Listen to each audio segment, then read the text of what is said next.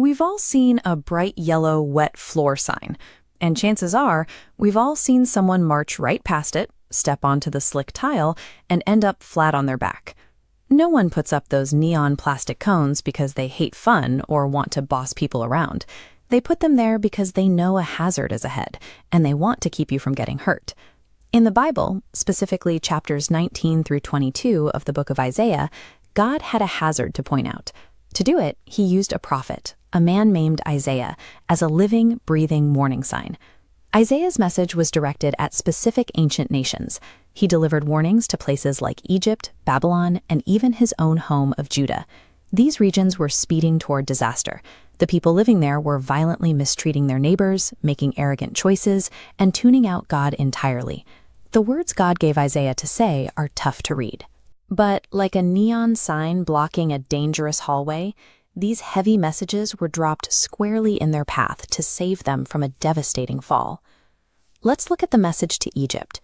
God warns that their main source of survival and wealth, the mighty Nile River, will completely dry up if they keep living this way. Next comes a social collapse.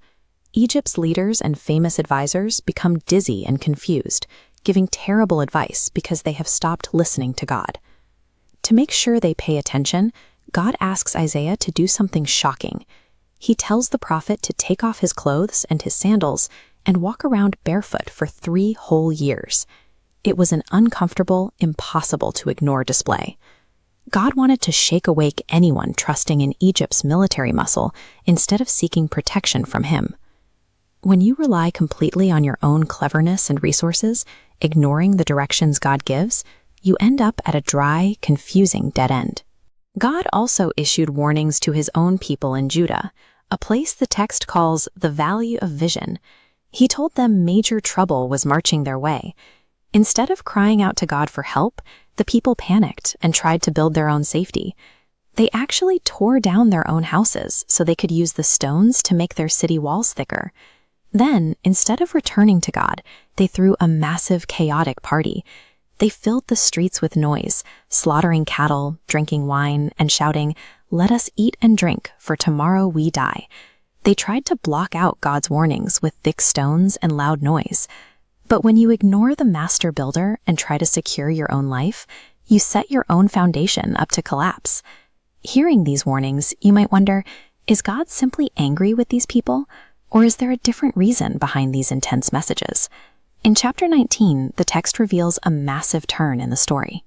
God promises that when the people finally hit rock bottom because of their oppressors and cry out to him, he will listen. He will send a savior to rescue them. To understand how shocking this is, remember the history here. Nations like Egypt, Assyria, and Israel were locked in violent, bloody conflict. They were the fiercest enemies of the ancient world. Yet God reveals a blueprint for peace. He promises to build a giant highway stretching straight from Egypt to Assyria. He plans to take the biggest bullies of the region and turn them into brothers. Because of this highway, these former bitter enemies will actually gather and worship God together, standing shoulder to shoulder with Israel. God closes this promise with beautiful words. He says, "Blessed be Egypt, my people, Assyria, my handiwork, and Israel, my inheritance."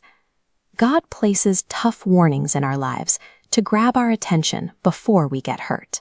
They are detour signs meant to turn us around so we can find the highway that brings us safely home to him.